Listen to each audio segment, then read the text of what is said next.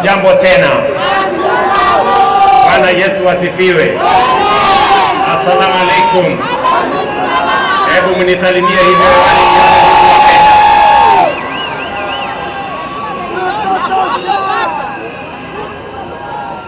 I am proud to witness the swearing in of the Honorable Ibraham Professor Kithure Kindiki as the third Deputy President of the Republic of Kenya under the 2010 Constitution. I know him as a dedicated professional whose commitment to excellence has helped us overcome daunting challenges, and as a tireless public servant on the path of national leadership. Ibraham is also a patriot whose dedication to cohesion, national unity, and inclusivity is beyond reproach. An effective champion of peace and stability, and across every part of our country, and a loyal steward of our bottom-up economic transformation agenda, whom together with many others we crafted to take our country to the next level. Over the past 2 decades, I have had the privilege to witness Professor Kindiki's work as a professor, litigation lawyer, consulting attorney, senator representing Tharaka Nithi, majority leader of the Senate, deputy speaker of the Senate, and most recently as cabinet secretary. I can confirm that in all these roles he has demonstrated exceptional dedication, high competence and professionalism, and consistently delivered results beyond expectations. Professor Kindiki is a highly qualified and outstanding scholar, advocate and public servant, whose career has been defined by exemplary achievements which demonstrate his vision for positive change and commitment to high standards of efficiency in the performance of his duties. At this stage of the implementation cycle of our national transformation agenda, the people of Kenya require a patriotic public servant and a consummate champion of our constitutional dispensation, our broad-based national governance framework, and the bottom-up economic transformation agenda to support the cabinet and the presidency in delivering in full and on time.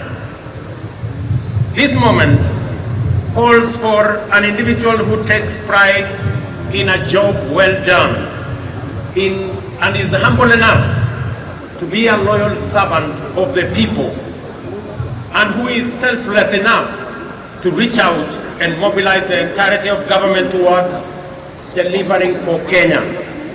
Experienced enough to understand the importance of engaging all sectors of our economy to drive transformation, and committed enough to serve professionally with loyalty and, most importantly, with integrity. I am delighted to affirm that our coalition, and indeed our nation, is blessed with many professionals who meet all these criteria. Among them, Ibraham Kithure Kindiki stands out for his exceptional qualifications, extensive experience, and wide-ranging accomplishments. I am honored that he is available. He has told me he is ready, and I know he is willing to serve as my deputy. Professor, my young brother, let me call you Abraham K. Welcome to the service of this great nation, Kenya. And let me say this, have heard you clearly when you took your oath of office and the oath for the due execution of your responsibilities as Deputy President. You have said two fundamental things in your oath. Kenyans were listening, I too was listening. You said that you will serve the people of Kenya and the Republic of Kenya. Yes. Abrake, please serve the people of Kenya and the Republic of Kenya. As I told our principal secretaries, as I told our cabinet secretaries, and as I tell every public servant who has a responsibility, who has a duty, who has the honor to serve our nation, let us serve the people of Kenya and the Republic of Kenya. We are not here to serve ourselves or our families or our communities or our regions or our villages. We are here to serve the Republic of Kenya and the people of Kenya. The second thing that you have said in your oath, I said in my oath, I listened to principal secretaries and cabinet secretaries and others.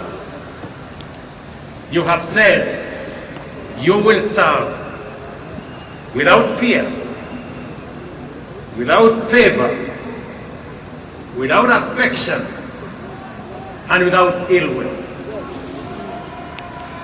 My brother Abrake, I listened to you. The people of Kenya were listening to you. Serve without bias, without ill will, without favor, without affection, and without fear.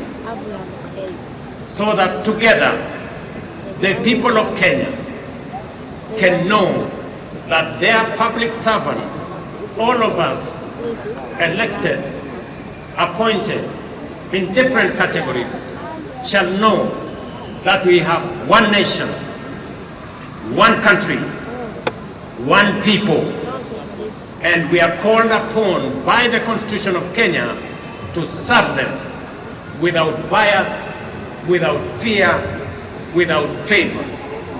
And let me undertake in this very historic national ceremony to the people of Kenya. And I say this as MCAs listen to me, as members of parliament listen to me, as members of the executive listen to me, those in the judiciary and those in the executive, that the people of Kenya, it doesn't matter, those who live near our oceans, near our lakes, in our mountains, in our valleys, in our arid and semi-arid areas, they are one people, one great nation called Kenya. And I want to commit, pledge, and undertake that we will serve the people of Kenya equally, and no part of Kenya, no community in Kenya, no section of Kenya, no region of Kenya shall be left behind. We are going to work together. Yes. I say this to our representatives. Every MCA knows that they were never voted by all the people in their ward. Every member of parliament knows the same, that they were never voted by all the people in their constituency. And so does my friends governors. They know that not everybody in their county voted for them. But they also know that they must serve all the people, whether they voted for them or did not vote for them. Professor, you and me have the honor to serve the people of Kenya. And as I have said before, we will serve the people of Kenya equally, those who voted for us and those who did not vote for us. The government of Kenya equally belongs to all the people of the Republic of Kenya. Let me also say the following. The percentage of our GDP is growing. We have changed and we have transformed our education system. Today, we have more teachers. We just announced another 20,000 teachers. We have a new funding model that is student-based, which we are refining to make sure that no child in Kenya is left behind. My dear Professor Kindiki, I need your voice. I need your intellect to help me and to help members of our cabinet to profile the things we are doing, to speak to the things that we are doing.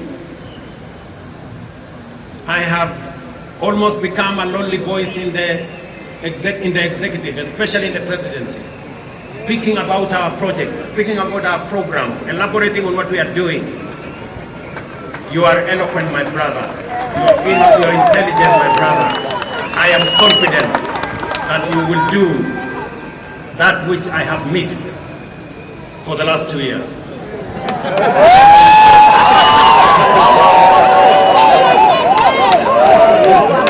We have a huge program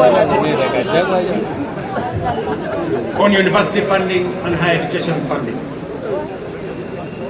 We have a huge program that today our farmers across Kenya have access to fertilizer.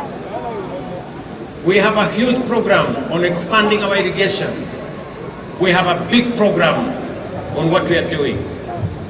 We need your voice and we need the voice of those of us in the executive to provide leadership and to see to it that indeed we achieve what we wrote into our constitution. Today, as we wrote in our constitution, Kenya Power has turned around and today is a profitable company. So is Kengen, because of the stewardship that we have put in place. My brother, our manifesto is elaborate. Our manifesto is transformative. We are implementing it page by page, paragraph by paragraph, chapter by chapter, because we have to transform this great nation and failure is not an option. We must. We have a big program on rural electrification to connect close to 300,000 homes across Kenya.